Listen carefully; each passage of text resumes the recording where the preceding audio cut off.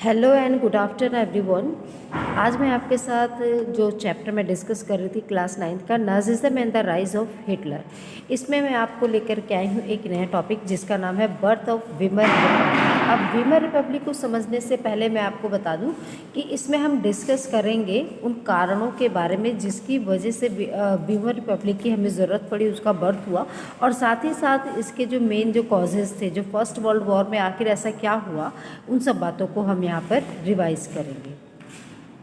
तो हम यहाँ पे उन सभी बातों को वन बाय वन करके यहाँ पे डिस्कस करने जा रहे हैं कि आखिर वो पूरी स्टोरी क्या थी फर्स्ट वर्ल्ड वॉर की, कि जिसकी वजह से मतलब आगे चल कर के जो वीमर रिपब्लिक का हुआ था और उसको फिर बाद में डिसग्रेस किया गया। तो इन सभी चीज़ों के बारे में हम यहाँ पर जानेंगे। तो सबसे पहले हम यहाँ पे शुरू करते हैं the story of first world war से। ठीक है, तो जिस तरह से आपको मैंने सेकेंड वर्ल्ड वॉर के समय पे बताया था कि उसमें भी दो मेन पावर्स थी, जिसमें से एक अलाइज थी और दूसरी को हम वहाँ पे एक्सिस के नाम से जानते थे। तो फर्स्ट वर्ल्ड वॉर के समय भी पहली जो पावर थी वो अलाइज थी और दूसरी को हम यहाँ पर जिसके नाम से जाना गया वो था हमारा यहाँ पर सेंट्रल पावर। तो फर्स्ट जो अलाइज थी वो लगभग तो एक जैसी ही थी, जिसमें इंग्लैंड, फ्रांस, रशिया और यूएसए था। यूएसए जो था 1917 में इसने क्या किया था, वॉर में एंटर किया था। ठीक है, और सेंट्रल पावर में क्या थे, सेंट्रल पावर में जो देश थे वो थी जर्मनी, ऑस्ट्रेलिया, हंगरी और ओटोमन टर्की। अगर यहाँ पर देखा जाए तो जो हम यहाँ पे कौन थे, यहाँ पे सारे मतलब एम्पीरियर्स थे। यहाँ पे अगर हम बात करते हैं कि जितनी भी जो कंट्रीज़ हैं वो सब की सब कौन सी कंट्रीज़ हैं, ये मोनार्च कंट्रीज़ है। इंपीरियल जर्मनी एक जो वर्ड आया है ना, तो उसमें मतलब ये कहीं ना कहीं जैसे जो जर्मनी है इसी के अंडर ओटोमन ये ऑस्ट्रेलिया, हंगरी भी रहा है, ओटोमन टर्की भी रहा है, जहाँ पर खलीफास का रूल्स रहा है। तो एक तरीके से यहाँ पे जितने लोग थे वो कौन से थे, वो यहाँ पर मोनार्च रहे हैं। और दूसरी साइड अगर हम यहाँ पे बात करते हैं अलाइज की, तो अलाइज में जितने भी जो कंट्रीज़ थी वो कौन सी थी, डेमोक्रेटिक कंट्रीज। जैसे इसमें इंग्लैंड भी डेमोक्रेटिक थी, फ्रांस भी डेमोक्रेटिक, रशिया और यूएसए, ये सभी यहाँ पे डेमोक्रेटिक कंट्रीज थी। तो उस दौरान पे हमने क्या देखा था यहाँ पे कि मतलब जर्मनी जो हमने यहाँ पे देखा वो शुरू से ही काफ़ी पावरफुल था, बट इट्स बैड लक कि ये दोनों ही वर्ल्ड वॉर को यहाँ पर हार गया था। तो यहाँ पर हमने इन बातों को नोटिस किया। ठीक है, देन आगे किस तरीके से जो चीज़ें थी जो चेंज हुई हैं फर्स्ट वर्ल्ड वॉर से लेकर के सेकेंड वर्ल्ड वॉर तक के बीच में, उन सभी को हम यहाँ पर वन बाय वन डिस्कस करते हैं। चलिए देखते हैं जो मेन कॉजेज़ क्या था। After defeat of the imperial Germany. अब इम्पीरियल जर्मनी, जैसे कि मैंने आपको अभी बताया कि इम्पीरियल जर्मनी ये जो सेंट्रल पावर थी, जिसमें आपको मैंने बताया कि सभी मोनार्च जो थे वो शामिल थे।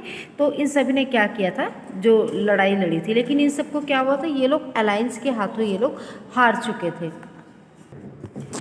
तो मैं जैसे कि आपको बता रही थी कि उस समय जैसे मैंने बताया फर्स्ट वर्ल्ड वॉर के समय पे सिर्फ दो ही मतलब कि अलायंस थी और सेंट्रल पावर थी।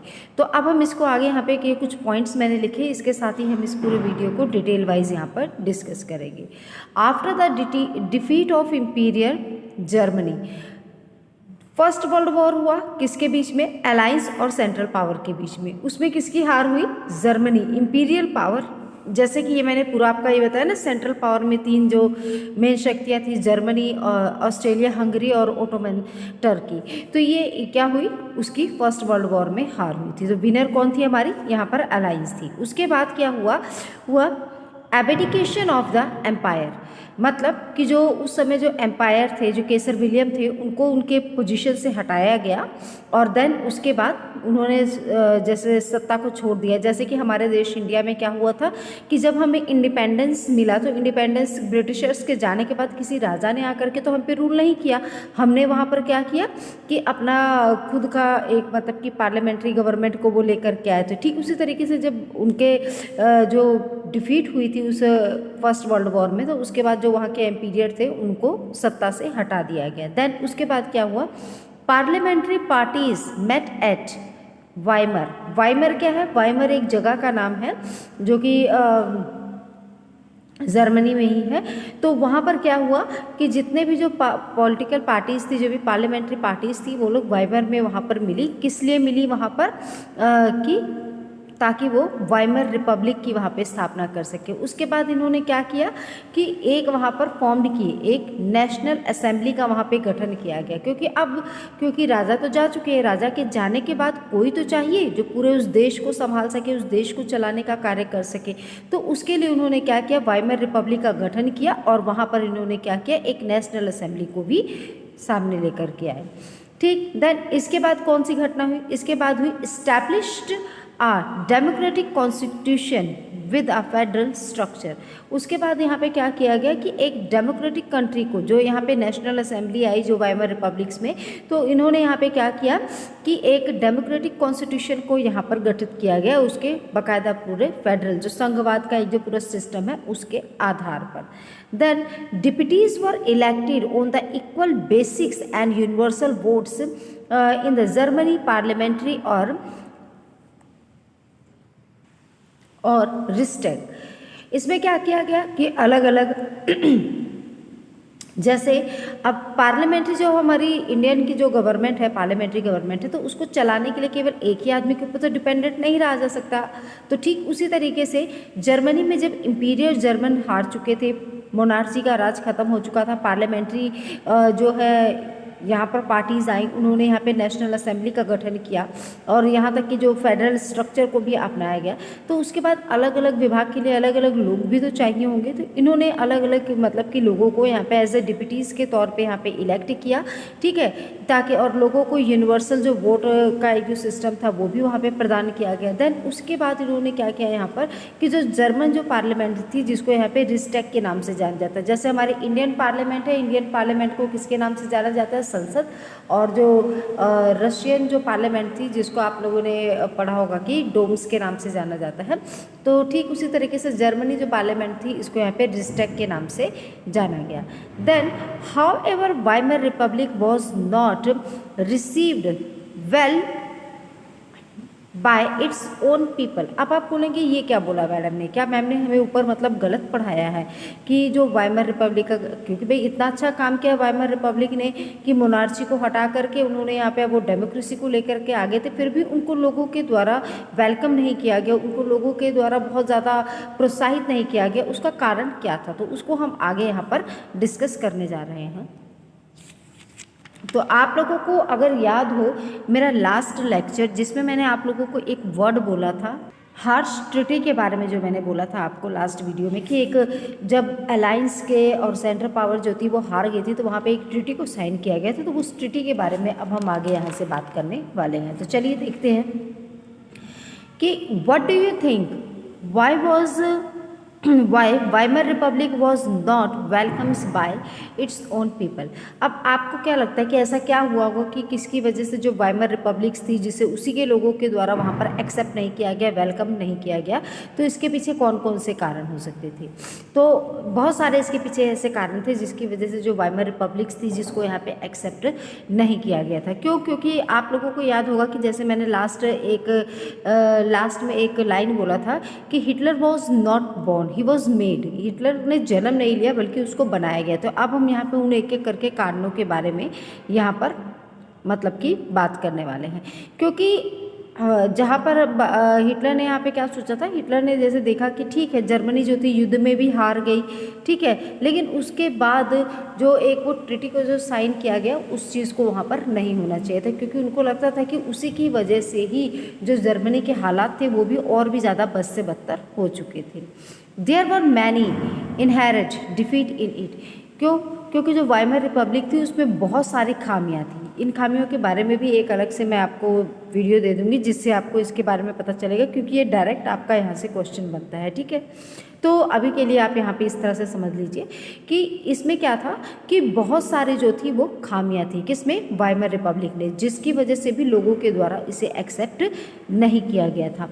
But the main reason was that Weimar republic accepted and sign the place peace treaty of Vercel.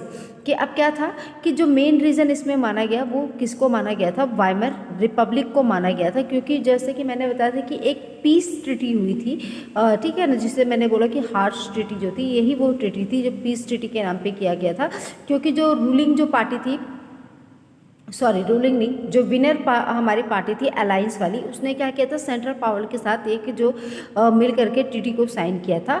और उस ट्रीटी के अकॉर्डिंग अब उनको वो क्या करना वो चाहते थे, मतलब कि अपने अकॉर्डिंग वो वहाँ पर जो चीज़ों को व्यवस्थित करना चाहते थे। तो जो जर्मनी के जो लोग थे उनको लगा, इंक्लूडिंग हिटलर को भी ये बात लगी कि एक तो पहले तो हमारी कंट्री ऑलरेडी जो है वो वॉर को हार चुकी, चलो ठीक है कोई बात नहीं, वॉर हार गई, लेकिन उसके बाद ये ऐसी ट्रीटी को ही साइन क्यों किया गया जो कि जर्मनी के हित में नहीं है। उनका ये मानना था कि ये जो ट्रीटी साइन की गई इसकी यहाँ पे ज़रूरत नहीं थी। लेकिन अब अगर हम इसी बात को दूसरे पहलू से देखते हैं तब हमें एक बात समझ में आएगी कि आखिरकार जो हमारी ये सेंट्रल पावर थी जिसकी हम यहाँ पे बात करते हैं, ये करती भी तो क्या करती। क्योंकि आप देखिए जिस तरीके से मान लीजिए अगर कोई शासक है वो जीत जाता है युद्ध में, तो वो उसके ही रूल एंड रेगुलेशन वहाँ पे चलना शुरू हो जाते हैं ना। तो यहाँ पर देखा जाए तो जो वाइमर रिपब्लिक थी वो भी किसी न किसी तरीके से क्या थी, बाध्य थी। क्यों? क्योंकि वो वहाँ पर युद्ध जो थे वो हार गए थे। ठीक है, तो ऐसा क्यों हुआ था? Many Germans held the new Weimar republic responsible for not only the defeat in the war but the disgrace at Versailles. बहुत सारे जो जर्मन पीपल थे उनका ये मानना था कि जो कुछ भी जर्मनी में हो रहा है उसके पीछे कौन है, वाइमर रिपब्लिक का है। अब देखिए अगर देखा जाए तो यहाँ पे इस तरह की कोई बात नहीं थी। क्यों? क्योंकि जो साइन था वो ट्रीटी जो थी वो साइन की गई थी किसके और किसके बीच में, जो एक्स अलायंस थी उन्होंने क्या किया था, जर्मनी के ऊपर उस ट्रीटी को थोपा था। ये यूँ बोला जाए कि उन्होंने यहाँ पे उस ट्रीटी को साइन करवाया था। लेकिन अब क्योंकि जो ट्रीटी लेकर के आए थे वर्साइल में हुई थी पहली तो वो सिटी, दूसरी उसको साइन किसने किया था, वाइमर रिपब्लिक ने। अब जिसने उनको साइन किया, सपोज मान लीजिए हमारी अपनी ही कंट्री का मैं एक एग्जांपल देती हूँ। अगर हमारी कंट्री में किसी तरह की कोई अब बहुत ज़्यादा मान लीजिए चाहे धूप हो, गर्मी हो, बारिश हो रही है, बाढ़ आ गई है, तो ऐसी कंडीशन में बहुत ज़्यादा धूप में सूखा पड़ गया, तो ऐसी कंडीशन में हम क्या करते हैं, डायरेक्ट उठते हैं और सरकार को कोसना वहाँ पे शुरू करते हैं कि सरकार क्या कर रही है। तो ठीक उसी तरीके का कुछ यहाँ पे भी हाल हुआ। क्योंकि अब जो ट्रीटी ऑफ वर्सेल जो साइन किया गया था वो वाइमर रिपब्लिक के द्वारा साइन किया गया था। तो वहाँ पे सामने कौन दिखी वहाँ की पब्लिक को, जर्मनी को, वाइमर रिपब्लिक। तो उन्होंने क्या किया, डायरेक्ट जर्मनी में होने वाली उन घटनाओं के लिए किसको रिस्पॉन्सिबल माना, वाइमर रिपब्लिक को माना। अब जब उन्होंने यहाँ पे वाइमर रिपब्लिक को माना तो माना उन्होंने कि जितना कुछ भी यहाँ पे हमारे साथ बुरा हो रहा है तो उन सब के पीछे क्या है, वाइमर रिपब्लिक है। तो वहाँ से उन्होंने उसको क्रिटिसाइज करना शुरू कर दिया था। दूसरा, क्योंकि ये जो ट्रीटी काफ़ी ज़्यादा वर्साइल में हुई थी, जो कि माना जा रहा था क्योंकि इस ट्रीटी के बाद जो जर्मन के जो लोग थे उनकी पूरे जीवन में बहुत बड़ा चेंज आया था। तो उसकी वजह से जो लोग थे वो भी उसको काफ़ी हद तक यहाँ पे क्या कर रहे थे, वाइमर रिपब्लिक को डिस्ग्रेस कर रहे थे, उसको पसंद नहीं कर रहे थे। उनके हिसाब से कि अगर ये यहाँ पर आई है तो इसने हमारे लिए क्यों नहीं किया, इसने क्यों उनकी बात मानी। ठीक, तो ये तो हो गई एक बात। इसके अलावा भी कुछ पॉइंट्स है जो मैं जानती हूँ कि शायद आपके दिमाग में आ रहा है कि फिर आखिर ऐसा हुआ क्यों, क्या वाइमर रिपब्लिक चाहती तो वो इस ट्रीटी को नहीं कर सकती थी, चाहती तो कैंसिल भी तो कर सकती थी, बट ऐसा क्यों हुआ, व्हाट वाज इन दैट, कि आखिर वो क्या था कि वाइमर रिपब्लिक ने क्या किया, उस ट्रीटी को यहाँ पे साइन किया। क्योंकि अब हम ये एक बात जानते हैं कि जो भी हमारी विनिंग पार्टी होती है, अगर वो जीतने वाली जो पार्टी है उसने हारी हुई पार्टी के ऊपर अगर वो कोई ट्रीटी को साइन करना चाहती है तो वहाँ पे हारी हुई पार्टी जो होती है वो अपना मत वहाँ पर नहीं दे सकती है। पहला कारण तो ये माना गया यहाँ पे। दूसरा, वाई वाइमर रिपब्लिक एक्सेप्टेड, कि क्या वाइमर रिपब्लिक जो वर्साइल में जो ट्रीटी को साइन किया गया, क्या ज़रूरी था कि उसे एक्सेप्ट कर सके, क्या वो उसे एक्सेप्ट नहीं भी तो कर सकती थी। लेकिन ऐसा भी नहीं है। इसका भी मेन कारण वही है क्योंकि वो युद्ध में ऑलरेडी हार चुके थे और उन्हें भी उसी चीज़ को ही वहाँ पे फॉलो करना था जिस चीज़ को जो है अलायंस के द्वारा उनसे कहा जाता है। क्योंकि अब जो मैंने बोला था कि अलायंस जो थी वो काफ़ी हार्श हो गई थी, तो उसने वाकई में यहाँ पे बहुत ज़्यादा कठोरता को दिखाया था। And the why the treaty of the Versailles, कि ये जो ट्रीटी ऑफ वर्साइल थी इसकी ज़रूरत थी क्यों पड़ी थी। ठीक है, तो ये कुछ ऐसे मेन जो कारण थे जिसको लेकर के जो है हमारी जो जर्मनी की जो पब्लिक थी वो काफ़ी ज़्यादा निराश थी वाइमर रिपब्लिक से, और उसी की ही वजह से वो लोग जो थे वो वाइमर रिपब्लिक को पसंद नहीं करते थे। तो ये तो होगी बेटा, ये पूरी वाइमर रिपब्लिक मैंने ऑलरेडी आपके साथ डिस्कस कर लिया है। अब इसके अपने नेक्स्ट वीडियो में मैं जो आपके साथ डिस्कस करूँगी वो है मैं आपके साथ जो वॉर है उसके क्या नतीजे निकले हैं उन सब के बारे में मैं यहाँ पे बात आपके साथ करूँगी। तो आई होप आपको ये बात जो है यहाँ पे पूरे इसी तरीके से समझ में आ गए हो। ये जो नोट्स है ये मैं आपको ग्रुप में भी मैं आपके लिए भेज दूँगी ताकि आप इसको आसानी से लिख सकें और इसी के आधार पर आप अपना प्रिपरेशन भी कर सकें पेपर के लिए। तो have a nice day to all of you.